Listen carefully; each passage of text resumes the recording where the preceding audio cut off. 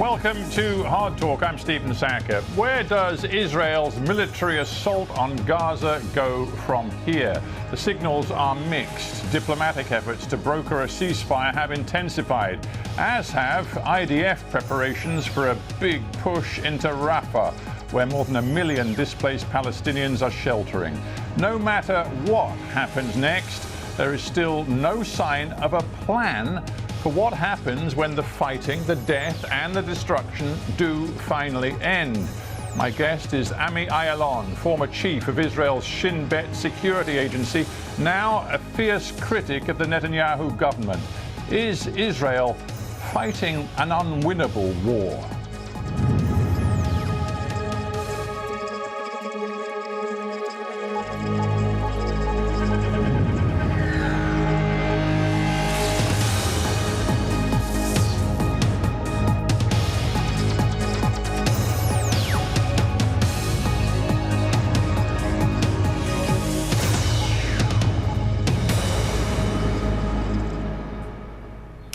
Ayalon in northern Israel. Welcome to Hard Talk.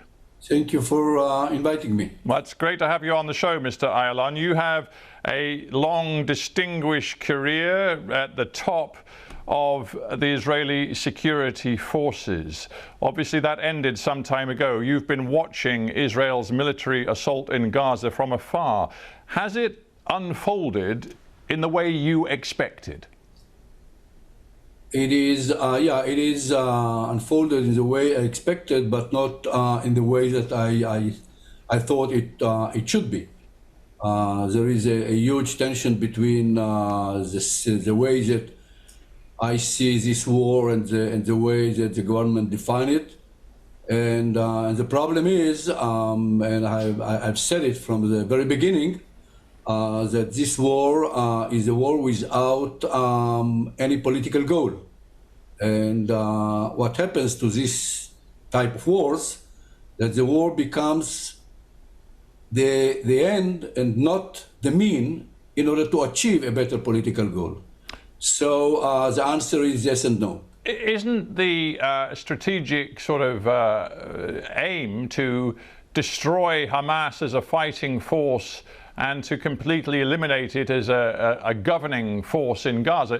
Isn't that a clear political strategic ambition? No, absolutely not. It is a military goal. It is not a political goal. We have to understand that when we discuss the whole concept of war, the idea is to create a better political reality. The battlefield or the military forces are just the means in order to achieve it.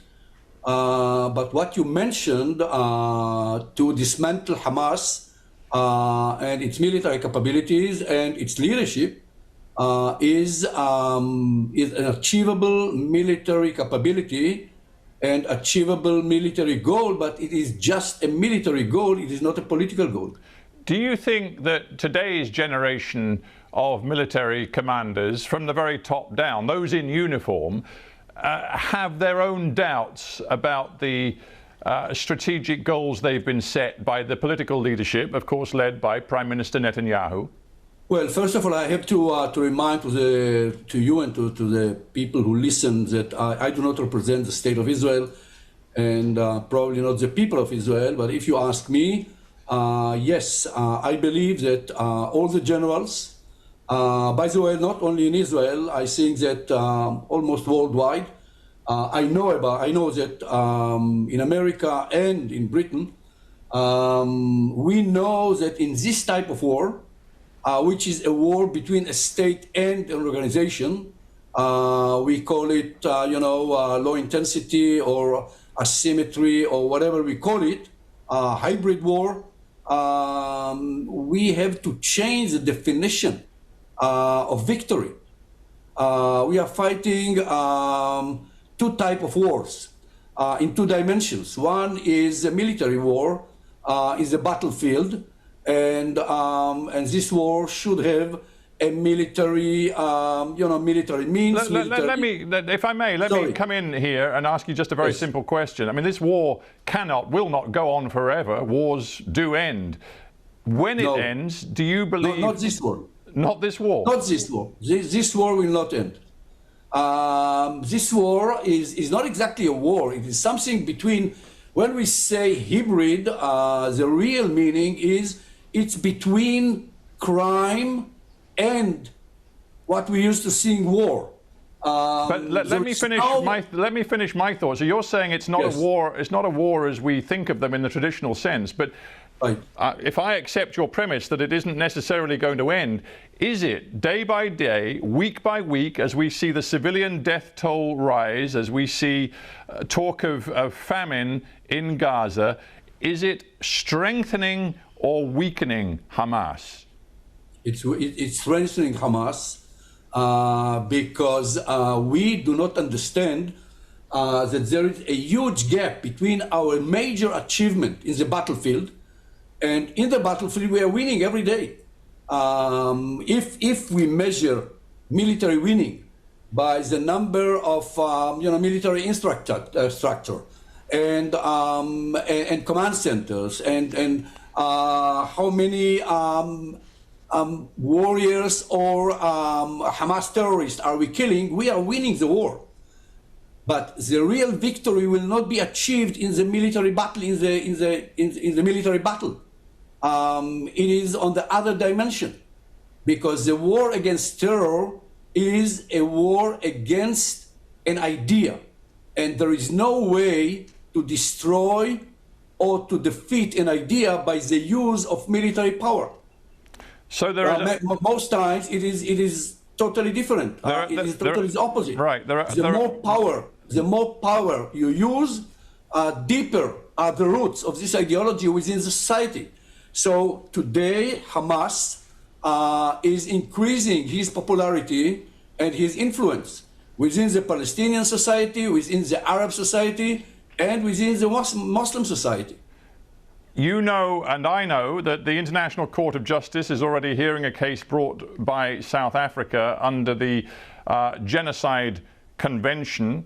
Israel rejects any talk of genocide, but nonetheless, that court is now considering that case. We also, in recent days, have heard reports that the International Criminal Court may be about to indict some senior figures in Israel on the basis of alleged war crimes. It is indeed possible Benjamin Netanyahu himself might be named in an ICC indictment. How much do these legal maneuverings and machinations matter right now, do you believe? Yeah, it is matter. I mean, you can see it in Israeli newspapers during the last 2-3 days. It is a major issue. But I'm not sure that it will change the policy of our government. You have to understand that it is a trap.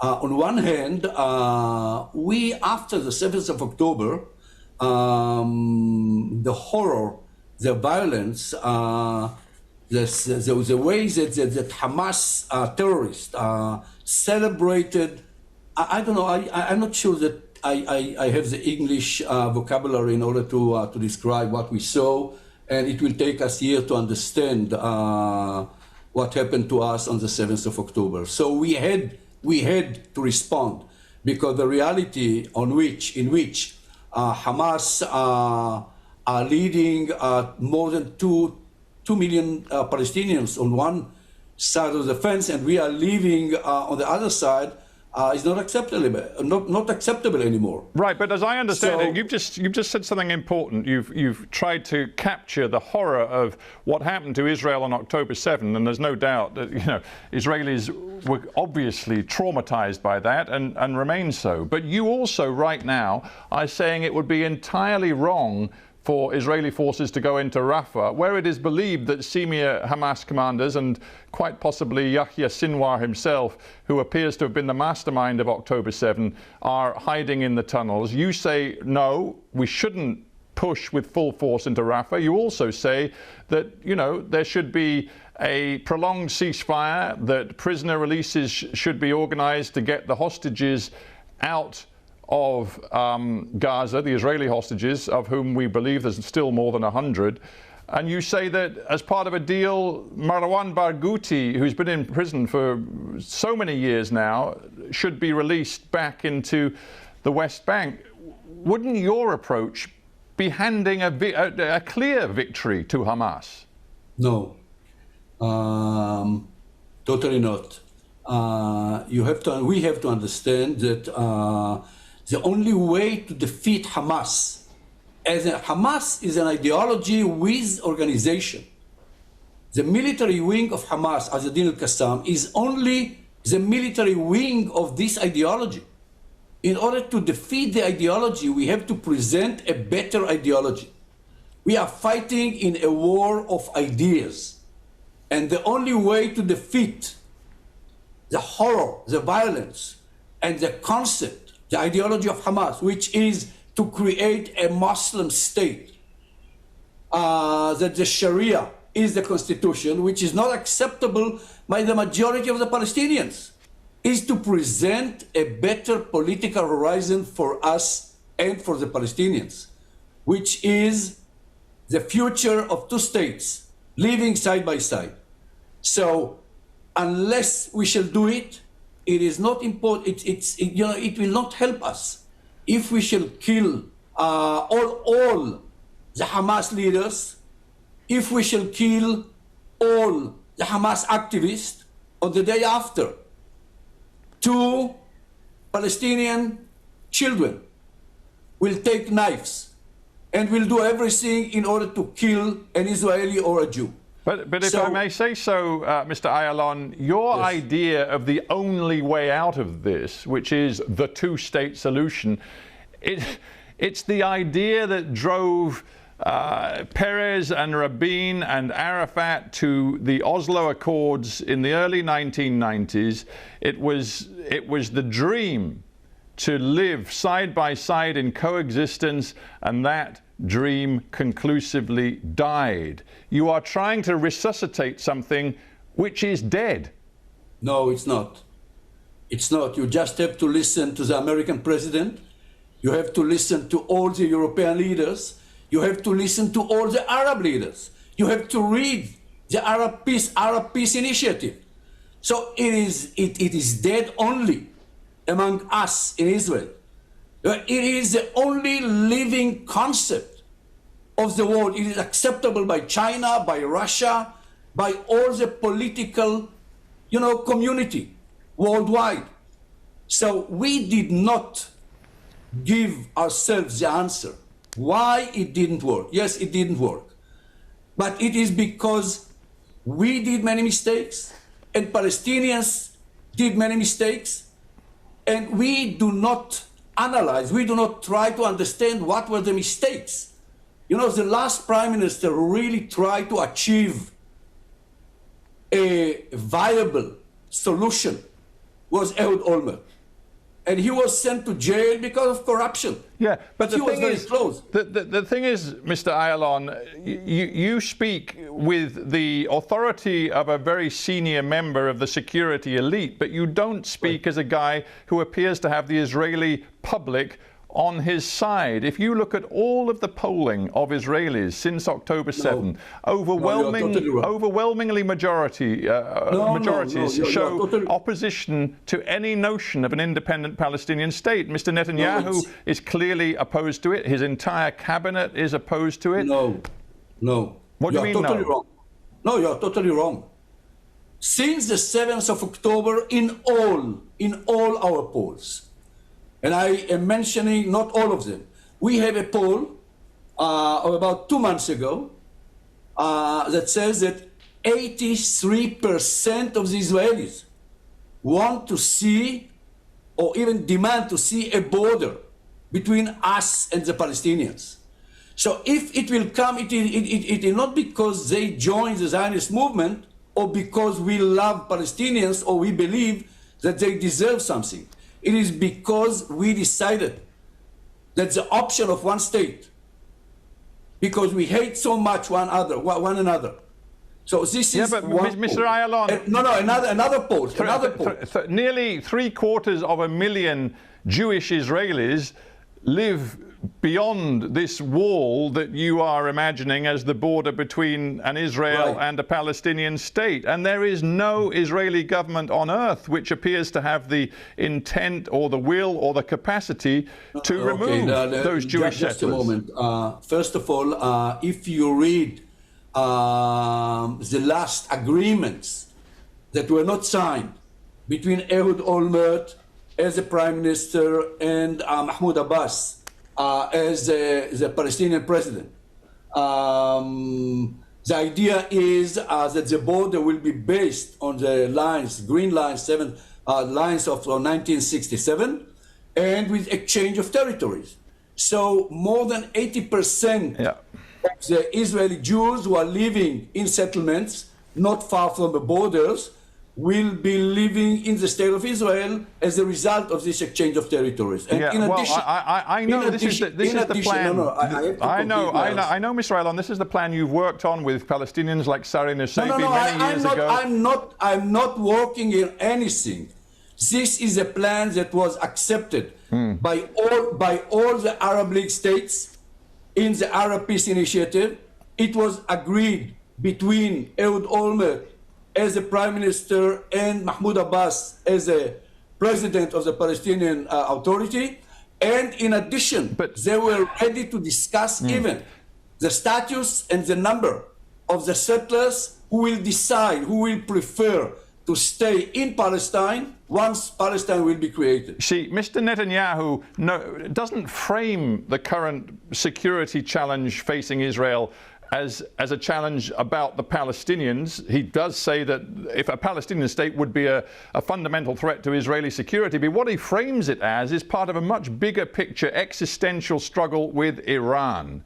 And I would put it to you that, as we just saw days and weeks ago, direct hostilities between Israel and Iran, right now the Netanyahu narrative that we can only understand Hamas as part of an axis based in Tehran, that is something which is working for him politically inside your country, even if you don't like it. Well, first of all, I don't like it, but this is what I think is not important. Netanyahu is over. 75% of the Israelis believe that he should retire, he should leave his position, but yes, among them several believe that he should do it only after the war. And this is why this war will not end, because this is the only way for Mr. Netanyahu to stay in power. But let me say something about Iran. We have to understand that the Israeli-Palestinian conflict is not a conflict between Israelis and Palestinians anymore. I said it before. It is a regional conflict with a global impact. So we have to understand that Iran is taking advantage of our conflict with Hamas. So what I suppose and what I suggest is exactly to accept the vision of America, the American president, a greater Middle East, and to create the axis that will enable us to confront Iran and all its proxies.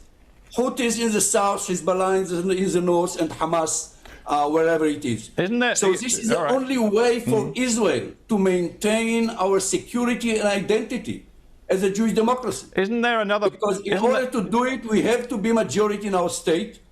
So we have to divide this piece of land, and we have to accept the proposition that was proposed to us by the American president. Isn't there another problem that you face? I mean, we've talked about whether your ideas are attractive to the Israeli general public, but we also need to talk about whether your idea of a two-state solution is any longer credible or attractive to the Palestinian people.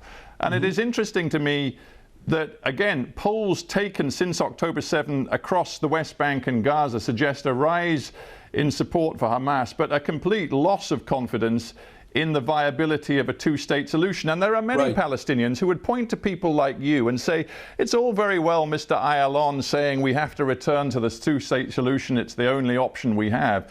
They would say, no, fundamental justice, if we're really talking about justice, requires us to go to the heart of whether Zionism is viable in the future, whether we actually have to have a full accounting for what happened in 1948, and in fact we have to have a one-state future where Jews and Arabs live side by side in the land from the sea to the Jordan River in a secular democracy.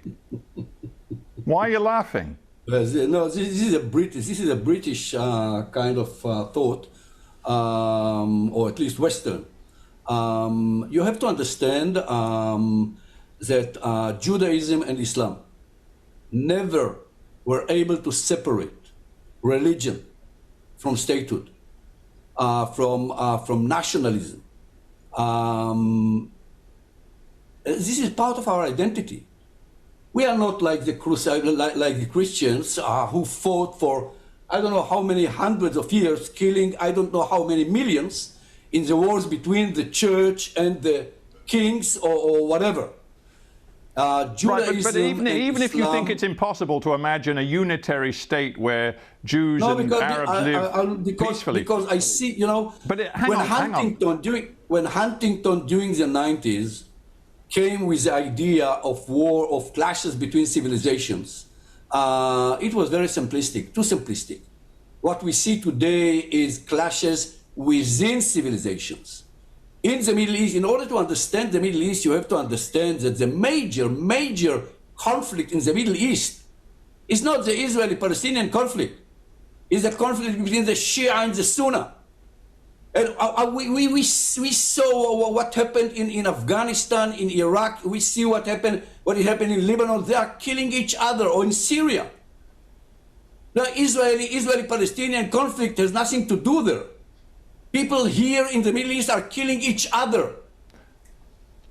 Let me ask you this. So many reasons, for identity. So we have to understand that the only way, we are not losing, the only way for all of us, for Palestinians want to have a Palestinian state and their identity. Yes, most of them, 75–80% of them, they want to see it as a democratic state. But they do not want to lose their identity, their symbols, now, their look, language, we're almost their out of time, culture. Mr. Ayalon. I need to ask you one more basic question. You are 3 years older than the State of Israel. Right now, the State of Israel is not listening to voices like yours. Do you believe that your own country right now is on a pathway to potential self-destruction if it continues on the path it's on right now? If it continues on the path, yes, this will be the end of the Zionist dream. I'm saying it, I'm writing about it. Look, the Zionist dream is the creation of the State of Israel as a Jewish democracy. And if we shall lose our identity and we shall lose our security, this is the end of the Zionist dream. So for me, this is what I'm trying. Look, Israel was created by dreamers who were very, very pragmatic. It was an unusual combination with people who knew how to dream, but they knew how to deal with the reality. We are losing the idea of how to compete with the reality. And since we do not know how to dream, we are losing our ability to dream, and we are losing our ability to compete with the reality. This is a kind of a messianic concept that will bring Israel to its end. Yes. Ami Ayalon, I thank you for joining me on Hard Talk. Thanks. Thank you.